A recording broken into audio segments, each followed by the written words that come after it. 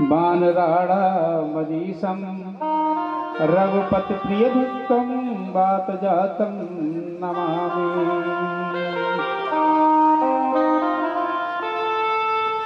यम प्रव्रजंतमनु, और उनसे कहना चाहिए नावकाशय कदाचित्तो, हे प्रभु हमारी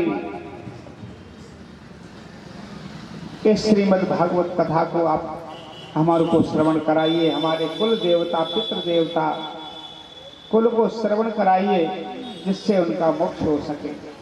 को हे करुणानिधि, हमें माया से मोहित करके और हमारे पितरों सहित हमको वैकुंठ की प्राप्ति दिलाइए। दरिद्री हो, क्षय रोग से पीड़ित हो, पाप कर्म जिसने पाप विशेष किए हों वो अपने मोक्ष की कामना के लिए किसी भी पीड़ा से पीड़ित हो, संतानहीन हो, वो अपनी मन कामना के लिए भागवत के पंडाल में आकर के भी बैठे। श्रीमद् भागवत कथा का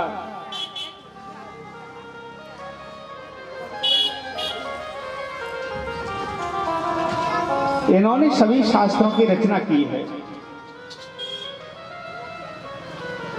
और सभी रचना प्रारंभ करने लगे थे जब श्रीमद् भागवत की रचना प्रारंभ की थी वेद व्यास जी ने, तो सबसे प्रथम मंगलाचरण करने लगे हैं। जन्मादस्य यतोऽन्वयादित स्वविज्ञेश्वराट तेनो ब्रह्म हृदयादि कवये मुह्यन्ति यत् सूर्यः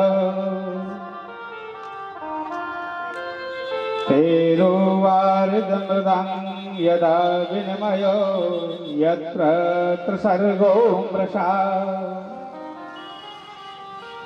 नाम्ना स्वेन सदा निरस्तकुहकं सत्यं परं धीमहि। जो ब्रह्म त्रिकाल रूपी सत्य रज तम, सत्य बोलने वाला और अपने सत्य स्वरूप माया से परे, हम आप सभी मायाओं में व्यस्त हैं पर माया से परे, और सत्य रज तम उनका व्यापार मिथ्या प्रतीत जो होता है। कई लोग तो दिखाते हैं भजन कर रहे हो या अपना नित्य कर्म करते हैं, भजन में कह देते हैं कहीं भी, अरे आज मुझे पूजा में इतना समय हो गया। अरे पूजा के समय को क्यों बखान करते हो? पूजा तो आपका एक बहुत बड़ा धन है, उसको तो जोड़ के रखो। ऐसे मिथ्या प्रतीत करते हैं, दिखावा करते हैं। कई लोग माला बहुत बड़ी बड़ी ले लेते हैं और माला खूब जपते हैं दिखाने के लिए और बीच बीच में बोलते भी रहते हैं। भजन ऐसा होना चाहिए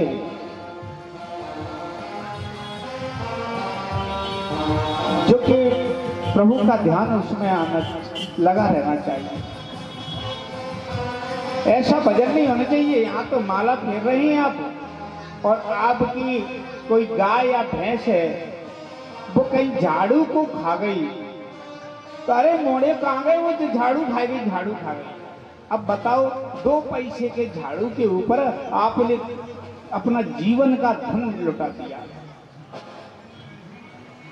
तो ध्यान करो, तो ऐसा करो, तो त्रिकालज्ञ मिथ्या मत दिखाओ किसी को। ये जैसे आपके पास आज 5 लाख 10 लाख रुपए आ जाएं तो आप छुपा के रखते हो, किसी को बोलते नहीं हो कि हमारे घर में पैसा है। इसी प्रकार अपना जो भजन करते हैं उसको कहना नहीं चाहिए, दिखाना नहीं चाहिए कि हमने इतना धन कमाया, इतना भजन किया। शायद आपने एक दिन भजन नहीं किया तो आपके उस भजन का अंश तो मिल रहा है आपको। भजन नहीं करना चाहिए।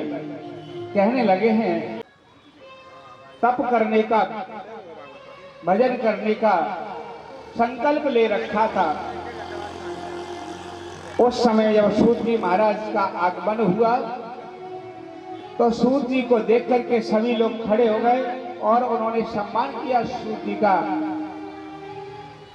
कहने लगे अज्ञान ध्वांत विध्वंसा सकोटि सूर्य समप्रभा, हे सूत जी महाराज, आपका आगमन हमारे उद्धार के लिए हुआ है। आप करोड़ों सूर्यों के समान प्रकाशमान हैं। आपने बहुत पुराणों का अध्ययन किया है। हमें वह श्री कृष्ण की कथाओं का, लीलाओं का वर्णन कीजिएगा जो हमें मोक्ष की कामना हो सके, मोक्ष की हो सके हमारा। कृतवां किल वीर्याणि सहरा मेड़ के शव, अति अत्यर्थ भगवान मूढ़ा कपट मानुषा। प्रभु, हे सूत जी, भगवान श्री कृष्ण के ने बलराम जी के साथ जो मनुष्य रूप धारण करके और मनुष्य लीलाएं की हमारे साथ, और उन्होंने ब्रज में रास किया,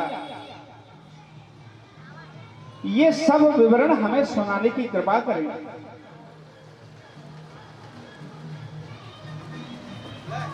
तो सूत जी महाराज कहने लगे हैं, ऋषियों, तुमने बहुत ही अच्छा प्रश्न किया है। जो संसार को माया से दूर करने वाला है,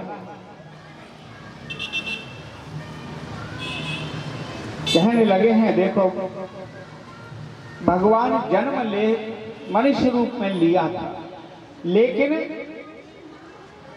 मनुष्य रूप में जन्म लेकर के हम तुमको शिक्षा दी, लेकिन वो अपनी माया से परे थे।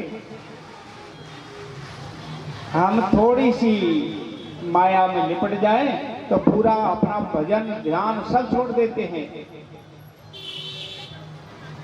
परंतु वो स्वयं जैसे महाराज जनक जी थे, जनक जी थे, शरीर राजा भी थे, मनुष्य रूप में थे, ग्रस्त भी थे, फिर भी वो संसार से विरक्त थे, माया में नहीं लिपटे थे। वो जनक जैसा कोई ही विद्वान और योगी ऋषि नहीं हुआ, ग्रस्त होते हुए भी।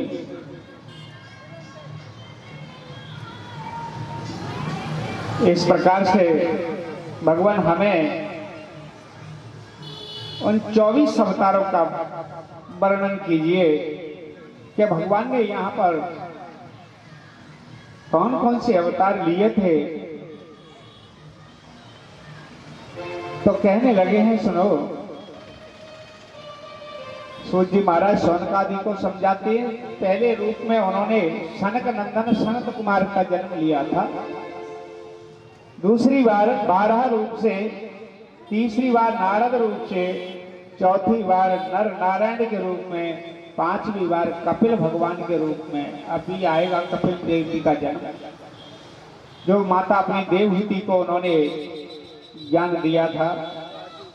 छठवीं बार में दत्तात्रेय के रूप में, जिन्होंने 24 गुरु बनाए थे।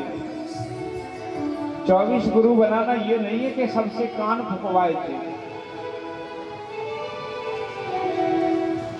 गुरु जिससे किसी भी व्यक्ति से, किसी जीव से, पेड़ से, पृथ्वी से, श्वान से, वैश्या से, जिससे जो ज्ञान मिला वो दत्तात्रेय जी ने अपने हृदय में धारण किया, उसी को गुरु बना लिया। जिससे एक वस्तु की एक ही शिक्षा मिली, उसको धारण कर लिया, वही गुरु हो गया। और आजकल तुम पूरी पढ़ाई करवा दो उनकी, खूब अच्छी तरह सब शिक्षा दो, परंतु किसी से कह दो कि ये हमारे चेला हैं तो वो मानेगा नहीं। अरे बिको गुरु को ये चेला बना दे।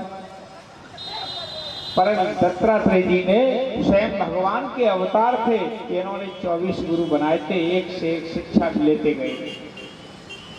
7वीं बार यज्ञ भगवान के रूप में और 8वीं बार विष्णु देव जी के रूप में और 9वीं बार पृथु अवतार जिसने पृथ्वी का दोहन किया था और 10वीं बार में मत्स्य अवतार धारण किया उन्होंने। मत्स्य का जो सभी कथाएं आएंगी समुद्र मंथन के समय। और 11वां अवतार कच्छप भगवान का अवतार, जब समुद्र मंथन हुआ तो कच्छप रूप धारण किया उन्होंने।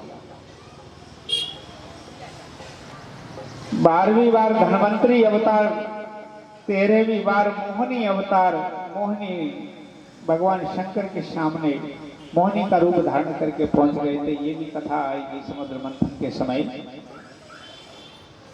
और अपने 14वीं बार नरसिंह रूप से अवतार लिया, जो अपने हिरण्यकश्यप को मारा था उन्होंने।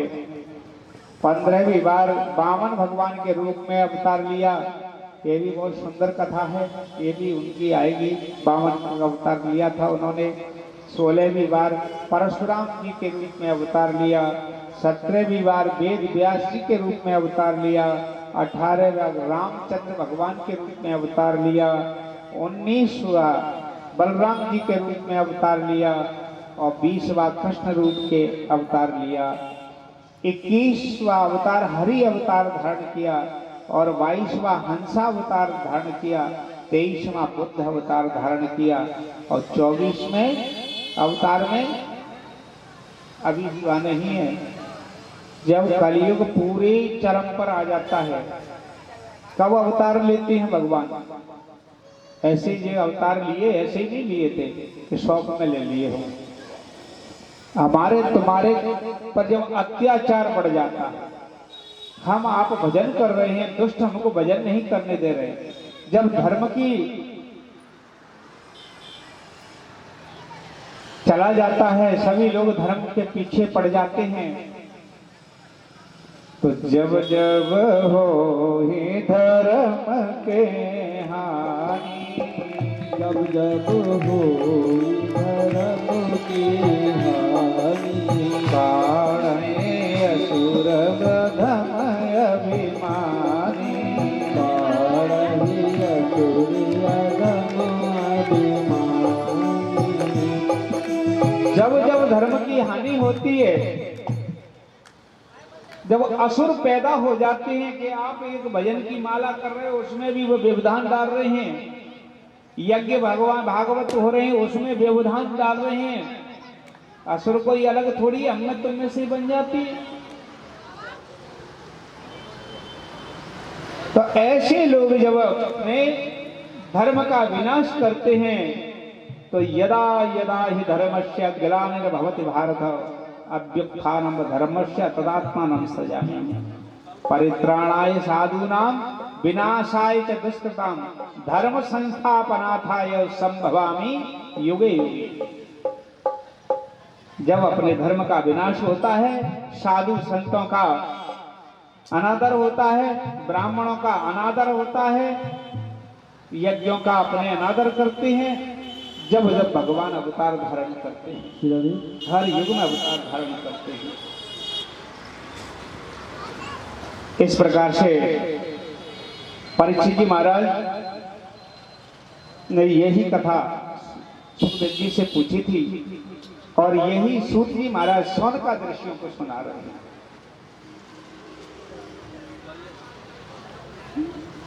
कहने लगे हैं भगवान हमें व्यास जी के आश्रम पर नारद जी को देखा और नारद जी का आगमन व्यास जी के जगह हुआ, ऐसा क्यों? और व्यास जी जैसा ऋषि जिसने 18 पुराण रचे हैं, एक थोड़ा सा ज्ञान ले लेता है वो व्यक्ति तो अपने आप को बहुत बड़ा विद्वान समझने लग, बड़े बड़े विद्वानों से बहस करने लग जाएगी। एक पसारी को यदि एक हल्दी की गांठ मिल जाए, पसारी बन जाती, तो यहां तो 18 पुराण रच चुके हैं, 17 पुराण रच चुके, फिर भी अपने इतने बेचैन, इतने ज्ञानी होकर के। तो सौनकादि ऋषि सूर्य से पूछते हैं, ऐसे ऋषि इतना परम ज्ञानी और स्वयं भगवान के अंश से उत्पन्न, वो ऐसे दुखी भाव से क्यों और चिंता में पड़े हुए? तब कहते हैं सूत जी महाराज के, देखो एक समय की बात है, व्यास जी महाराज के सुखदेव जी का जन्म हुआ था। सुखदेव जी का जन्म कल हमने बता नहीं पाया आपको, क्योंकि समय की अपनी कम थी। एक समय की बात है कि भगवान कृष्ण और राधा जी एक उद्यान वन में घूमने के लिए गए। जब वहां पहुंचे हैं तो राधा जी की कुछ इच्छा हुई कि मेरा कोई बालक होना चाहिए। ऐसी वासना रूपी इच्छा हुई, सूर्य नारायण के सामने खड़ी हो गई वो, और भगवान कृष्ण का ध्यान कर रही थी। तो भगवान कृष्ण ने उनकी इच्छा को दूर से समझ लिया और उनका गर्भ धारण हो गया। अब गर्भ धारण हो गया तो चिंतित तो नहीं, बड़ी भोली थी वो। तो उस जैसे ही गर्भ धारण हुआ तो उस बालक को लेकर के एक मंजूषा में उन्होंने बहा दिया। कुछ दिन बाद भगवान कृष्ण ने पूछा कि वो बालक कहाँ है जो आपके गर्भ में था? उन्होंने कहा वो तो मैंने बहा दिया। भोली थी, उन्होंने जैसा करते सब बोल दिया। भगवान कृष्ण ने उनको श्राप दे दिया कि तुम इस शरीर से कभी संतान उत्पत्ति नहीं कर सकती हो, ऐसा श्राप दे दिया। अब कुछ दिनों उपरांत राधा जी की फिर इच्छा हुई तो उन्होंने एक सुख रूप धारण किया और राधा जी ने भी सुख रूप धारण कर लिया। भगवान कृष्ण ने भी, सुख माने ये तोता का रूप बना लिया और ऐसा रूप धारण करके वो कैलाश पर चले गए। कैलाश पर पहुंचे तो कैलाश पर कोई भी नहीं रुकता है,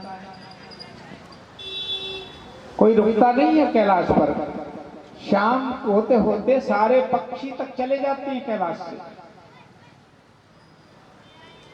लेकिन वह वृक्ष पर बैठे दोनों सुख रूप में, तोता और तोती का रूप बना करके।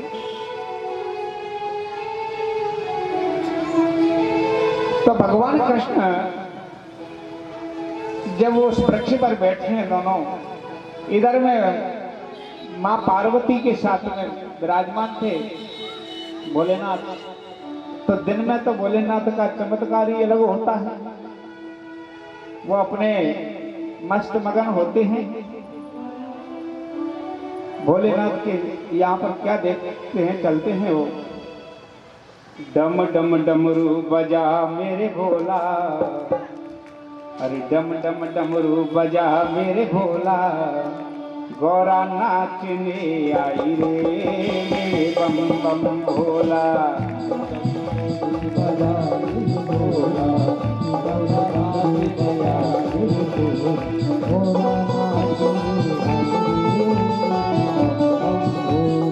डम डम डमरू बजा मेरे भोला, डम डम गौरा नाचने आई रे मेरे बम बम भोला, गौरा नाचने आई रे मेरे बम बम भोला, गौरा नाचने आई रे मेरे बम बम भोला, गौरा नाचने आई रे मेरे मेरे बम बम भोला।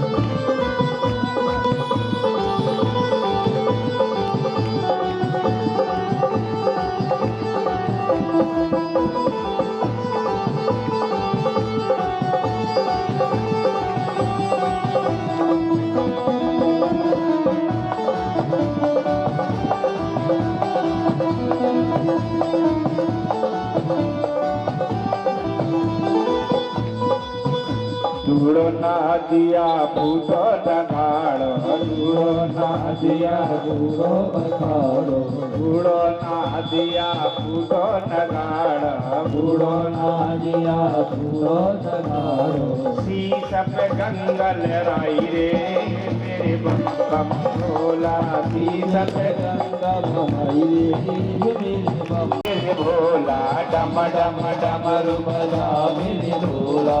गौरा नाच में आई रे मेरे बम बम भोला, गौरा नाच में आई रे मेरे बम बम भोला।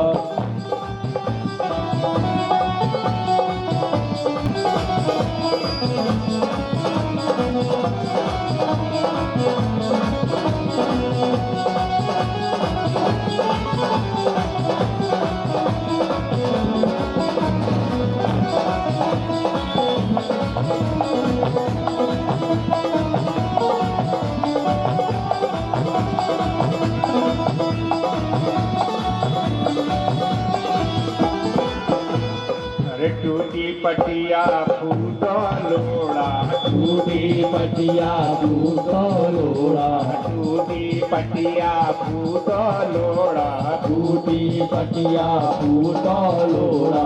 भांग गौतन को आई रे मेरे बम बम भोला, बाय गौर को आई रे मेरा बम बम भोला। डम डम डमरू बजा मेरे भोला, डम डम डमरू बजा मेरे भोला।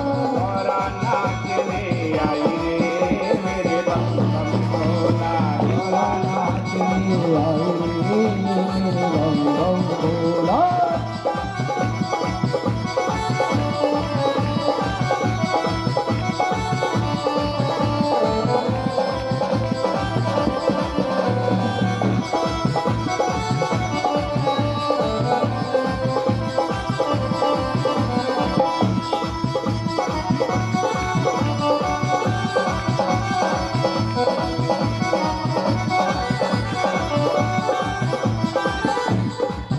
और कैसा रूप था उनका भोलेनाथ का वहाँ कि माथे चंदा कानों में कुंडल, माथे पे चंदा कानों में कुंडल, माथे पे चंदा कानों में कुंडल, अंग में भस्म रमाई रे मेरे बम बम भोला, अंग में बसम रमाई रे मेरे बम बम भोला। डम डम डमरू बजा मेरे भोला, डम डम डमरू बजा मेरे भोला। गौरा नाच दे आई रे मेरे बम बम भोला, गौरा नाच में आई रे मेरा बम बम भोला।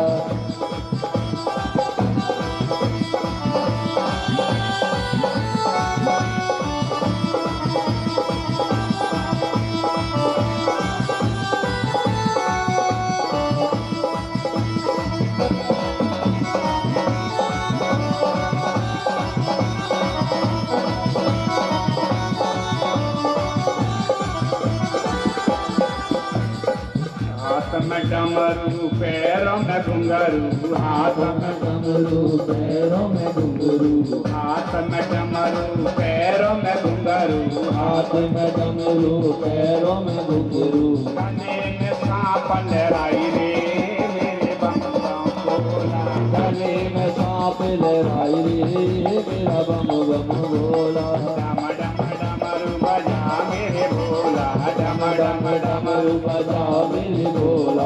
गौरा नाचने आई रे मेरे बम बम भोला, गौरा नाचने आई रे मेरा बम बम भोला। गौरा